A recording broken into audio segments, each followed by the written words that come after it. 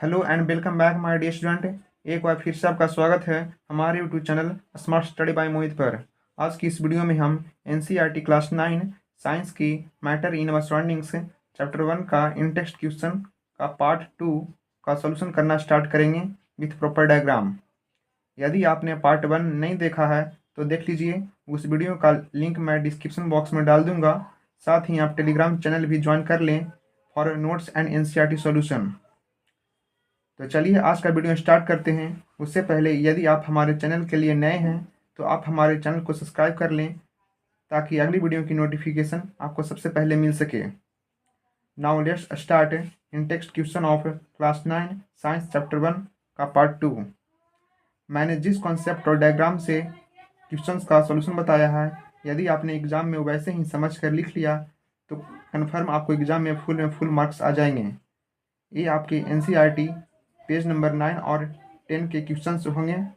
So let's start class 9 science in text question of page number 9 का question number first. Video start करते हैं। ये आपके NCERT solution होंगे क्लास 9 का science chapter 1 matter in surroundings. इसमें हम आपको इन टेक्स्ट क्वेश्चन करवाएंगे।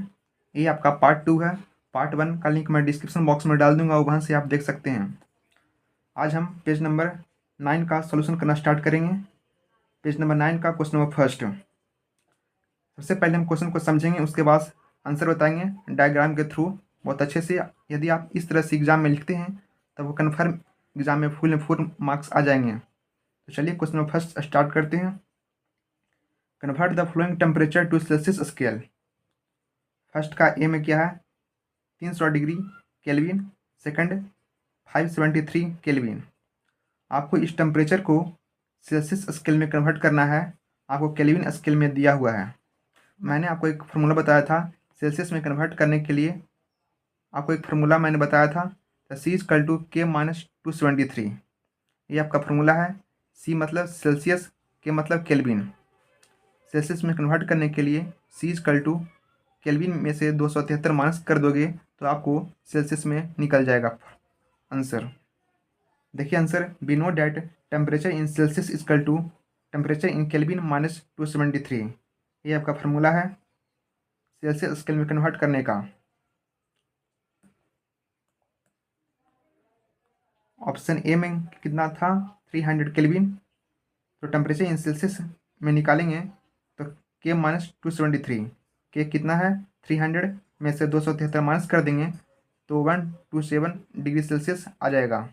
ये आपका क्वेश्चन फर्स्ट का एक आंसर आ गया। अब बी का देखेंगे 573 के। Temperature in Celsius equal to K-273।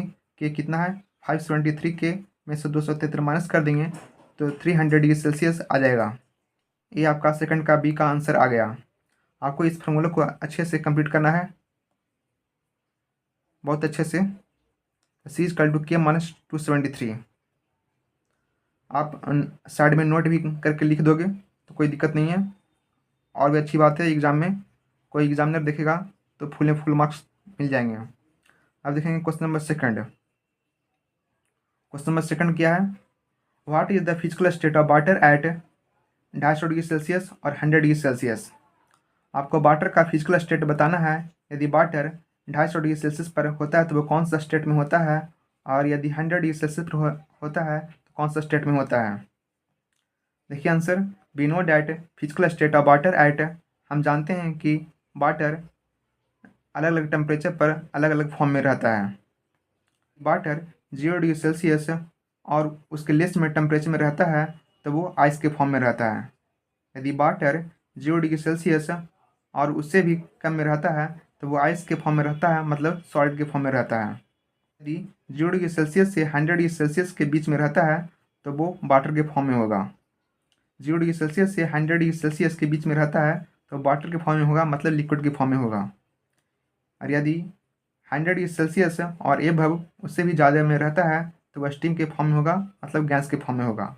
आपको इतना पता था। अब देखिए फर्स्ट क्वेश्चन क्या था 250 degree Celsius. According to question water at 250 degree Celsius मतलब 100 डिग्री सेल्सियस से ज़्यादा है 250 डिग्री सेल्सियस, तो यानी ये स्टीम मतलब गैस के फॉर्म में रहेगा। आपको यही बताना है कि सॉलिड लिक्विड गैस कौन सा फॉर्म में रहेगा, आपको यही बताना है। सेकंड में क्या है, 100 डिग्री सेल्सियस। देखिए यहाँ पर 100 डिग्री सेल्सियस दो जगह है, यहाँ पर भी वाटर के फॉर्म में और यहाँ पर भी स्टीम के फॉर्म में, मतलब गैस के फॉर्म में। तो वाटर एट 100 डिग्री सेल्सियस क्या होगा, water gets converted into steam. वाटर है जब 100 डिग्री सेल्सियस पर जाएगा तो वह स्टीम में कन्वर्ट हो जाएगा। Water gets converted into steam, hence 100 degree Celsius water is a mixture of both liquid and gas. 100 degree Celsius पर जो वाटर जो होगा वो मिक्सर होगा दोनों का, लिक्विड का भी और गैस का भी, बोथ लिक्विड एंड गैस।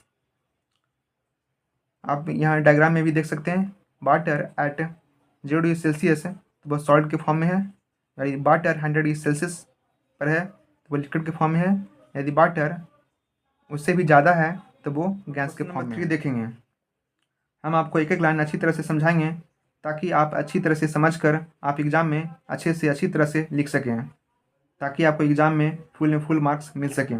देखिए क्वेश्चन नंबर 3 क्या है, for any substance why does the temperature remains constant during the change of state. यदि किसी भी सब्सटेंस का चेंज ऑफ स्टेट होता है, मतलब उसका स्टेट चेंज होता है, तब उसका जो टेम्परेचर होता है वो कांस्टेंट क्यों रहता है। For any substance why does the temperature remains constant, उसका टेम्परेचर कांस्टेंट क्यों रहता है जब उसका स्टेट चेंज होता है। देखिए इसका answer, energy is required for a substance to change from one state to another. हमें किसी भी सब्सटेंस को एक स्टेट से दूसरे स्टेट में कन्वर्ट करने के लिए हम उसे एनर्जी देते हैं, आपको पता है। Second, when we provide heat energy to a substance its temperature increases. जब हम उस सब्सटेंस को हम हीट एनर्जी देंगे तो उसका टेम्परेचर क्या हो जाएगा, इंक्रीज हो जाएगा। हमें एक एक लाइन को अच्छी तरह से समझाएंगे। आफ्टर ए सर्टेन पॉइंट, किसी एक निश्चित बिंदु पर द टेम्परेचर रिमेन्स कांस्टेंट। जब उसका टेम्परेचर बढ़ता रहेगा तो कोई एक ऐसा पॉइंट आएगा जब उसका टेम्परेचर क्या हो जाएगा, कांस्टेंट हो जाएगा। ऐसा इसीलिए, this is because the heat energy which was initially being use to increase the temperature is now being use to change the state of substance. ऐसा इसीलिए हुआ कांस्टेंट क्योंकि शुरुआत में हीट एनर्जी का यूज टेम्परेचर को बढ़ाने के लिए हो रहा था। इंक्रीज द टेम्परेचर, अब उसका हीट किस चीज़ में यूज हो रहा है, change the state of a substance. और इस तरह को हम हीट को हम लैटेंट हीट के नाम से जानते हैं। मैंने आपको लेक्चर में बताया था कि लैटेंट हीट क्या होती है। तो ये था आपका आंसर। मैं आपको रिकैप कर देता हूँ। क्वेश्चन क्या था, किसी भी सब्सटेंस को हम एक स्टेट से दूसरे स्टेट में कन्वर्ट करते हैं, उसका टेम्परेचर कांस्टेंट क्यों होता है।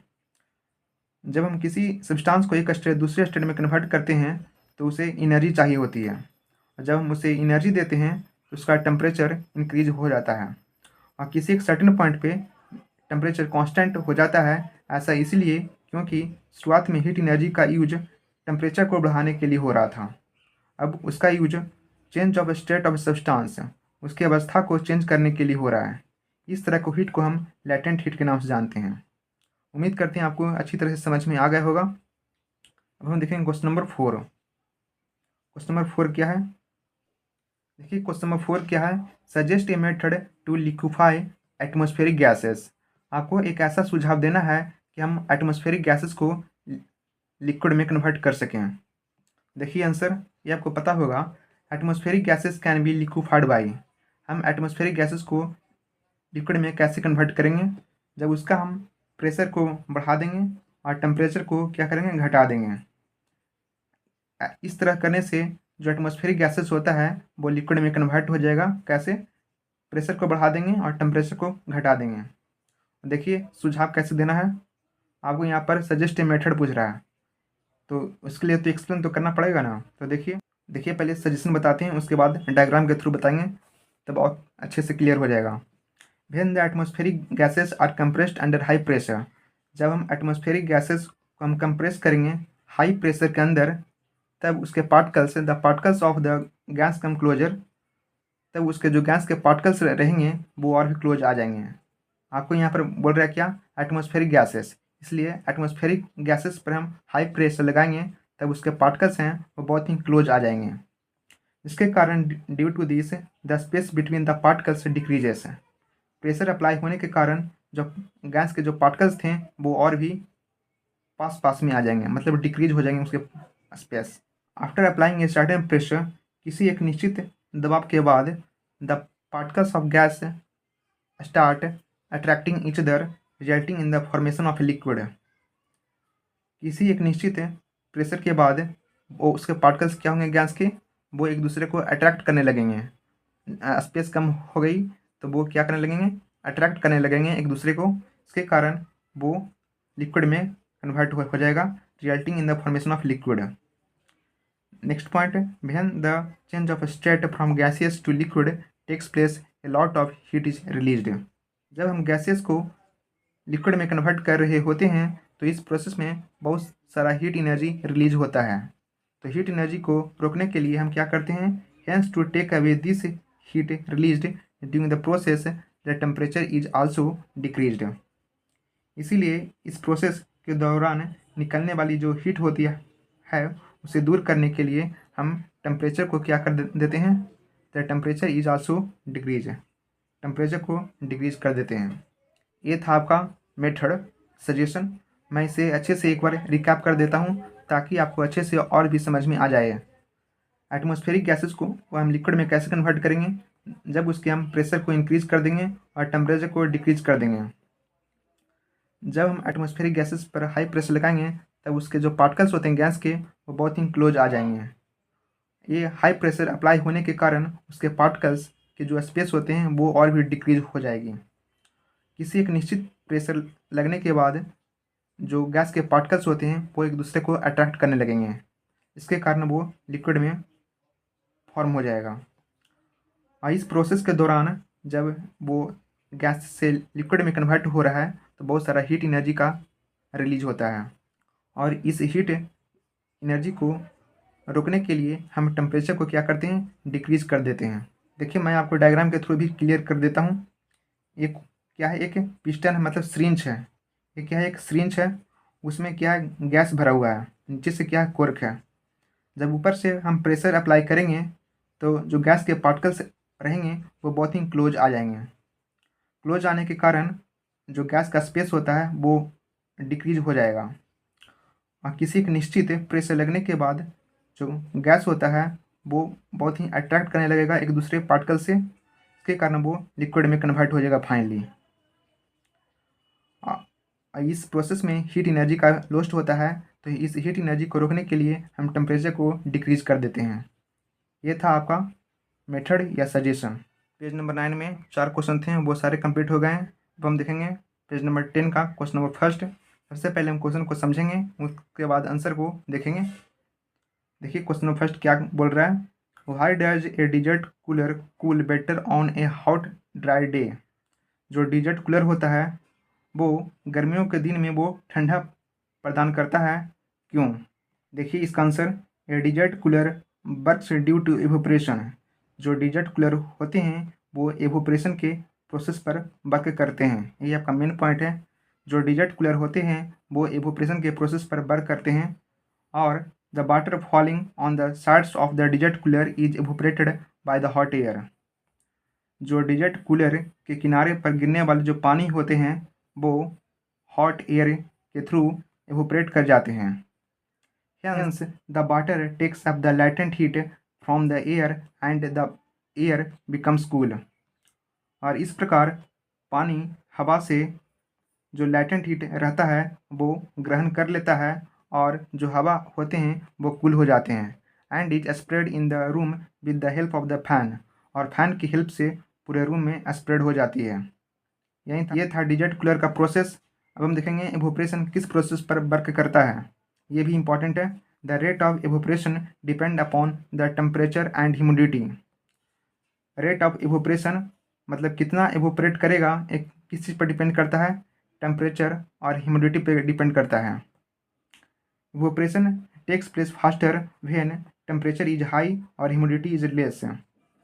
इवोपरेशन सबसे ज़्यादा कब होता है, evaporation takes place faster, evaporation सबसे ज़्यादा कब होता है, जब उसका टेम्परेचर हाई होता है और ह्यूमिडिटी लेस होता है, तब इवोपरेशन का प्रोसेस होता है वो बहुत ही जल्दी होता है। During a hot and dry day, और गर्मियों के दिनों में क्या होता है, टेम्परेचर तो हाई होता ही है, टेम्परेचर हाई और ह्यूमिडिटी लेस होता ही है, इसीलिए बोथ द प्रोसेस या कंडीशन आर फेवरेबल, और दोनों कंडीशन क्या हो गए, फेवरेबल हो गए हैं।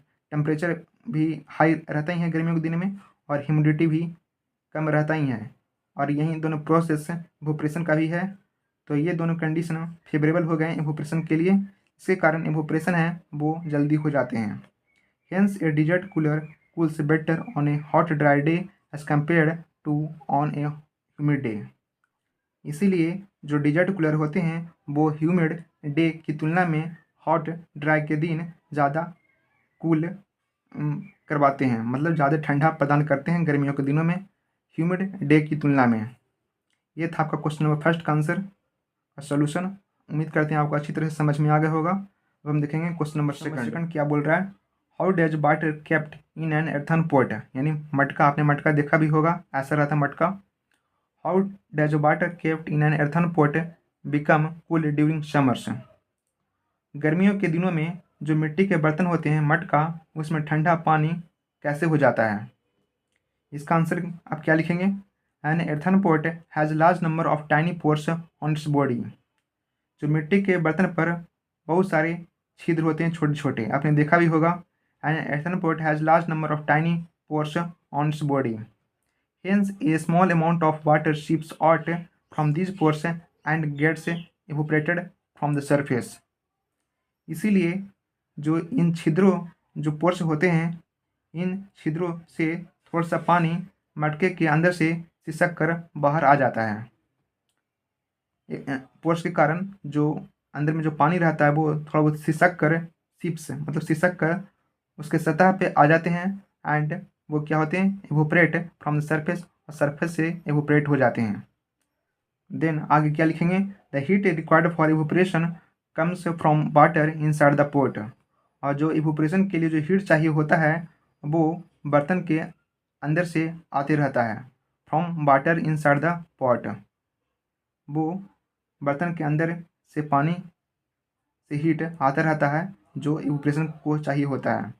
Hence the water inside the earthen pot keeps losing heat, दस रिमेनिंग कूल। इसीलिए मिट्टी के बर्तन के अंदर जो पानी अपना हीट खोता रहता है। The water inside the earthen pot keeps losing heat, जो मिट्टी के बर्तन के अंदर का पानी हीट लूज करता रहता है, कैसे, वो थोड़ा थोड़ा सिसक कर अपना हीट उसके बॉडी पर आ जाते हैं और वो इवोपरेट हो जाते हैं, और इवोपरेट होने के कारण उसके जो अंदर का जो टेम्परेचर रहता है वो ठंडा हो जाता है। Thus water kept in an earthen pot becomes cool during summer, इसी प्रकार जो मिट्टी के बर्तन में रखा पानी गर्मियों में ठंडा हो जाता है। ये था आपका आंसर। आप इसी प्रकार से लिखेंगे, आपके फुल में फुल मार्क्स मिल जाएंगे। आइए डायग्राम के थ्रू भी समझ लेते हैं। ये क्या है, मटका है। आपने देखा होगा मटका के ऊपर बहुत सारा लार्ज नंबर में टाइनी पोर्स होते हैं, बहुत ही छोटे छोटे छिद्र होते हैं। छोटे छोटे छिद्र होने के कारण वो उसमें से जो वाटर होते हैं वो थोड़ा सिसक सिसक कर ऊपर आते रहते हैं। ऊपर आने के कारण उसके जो इवोपरेशन के लिए जो हीट रिक्वायर्ड होती है वो अंदर से बाहर आ जाता है, अब वो इवोपरेट हो जाता है, और बाकी अंदर का जो टेम्परेचर रहता है वो ठंडा हो जाता है। इसके कारण मटके का टेम्परेचर ठंडा रहता है। आपने समझ गया होगा। अब देखें क्वेश्चन नंबर 3 इवोपरेशन के प्रोसेस पर बेस्ड है। देखिए क्वेश्चन नंबर 3 को हम समझेंगे, why does our palm feel cold when we put some acetone और पेट्रोल और परफ्यूम ऑन इट, जब हम अपनी हथेली पर मतलब पाम पर एसीटोन या पेट्रोल या परफ्यूम डालते हैं तो वो ठंडा क्यों लगता है। आपने अपनी हथेली पर यदि परफ्यूम डाला होगा तो वहाँ पर ठंडा लगता है, आपने महसूस कभी किया भी होगा। देखिए इसका आंसर क्या है, acetone, perfume and petrol are volatile substance. मैंने आपको लेक्चर में बताया था कि वोल्टाइल सब्सटेंस क्या होते हैं, जो जल्दी से इवोपरेट कर जाते हैं सडनली। तो एसीटोन, परफ्यूम और पेट्रोल क्या है, ये वोल्टाइल सब्सटेंस हैं। सब्सटेंस भी turn into vapours very easily, जो बहुत ही जल्दी से वेपर्स में कन्वर्ट हो जाते हैं, इसी को हम वोल्टाइल सब्सटेंस के नाम से जानते हैं। यदि आपको एग्जाम में वोल्टाइल सब्सटेंस का एग्जाम्पल पूछा तो आप क्या बोलेंगे? एसीटोन, पेट्रोल और परफ्यूम, ये सारे एग्जाम्पल है वोल्टाइल सब्सटेंस का। ये जल्दी से इवोपरेट हो जाते हैं।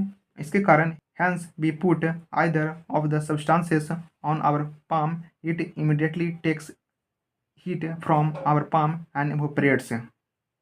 इसीलिए इनमें से कोई भी पदार्थ हम अपनी हथेली पर डालते हैं तो वह तुरंत हमारी हथेली से, मतलब जो हाथ होते हैं उसमें से हीट को एब्जॉर्ब कर लेते हैं और एब्जॉर्ब करने के बाद वो इवोपरेट हो जाते हैं suddenly. Since some amount of heat is suddenly taken from our palm, और चूँकि हमारी जो पाम होता है उसे अचानक कुछ मात्रा में हीट क्या हो जाते हैं, निकल जाते हैं, और इसीलिए जो हमारा पाम होता है वो ठंडा फील होता है। आपको समझ में आ गया होगा। आइए एक बार रिकैप कर देता हूँ ताकि आपको और भी अच्छे से समझ में आ जाए।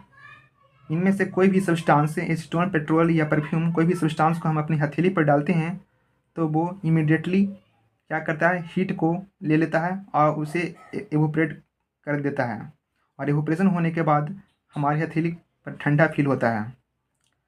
अब हम देखेंगे क्वेश्चन नंबर 4, पेज नंबर 10 का क्वेश्चन नंबर 4।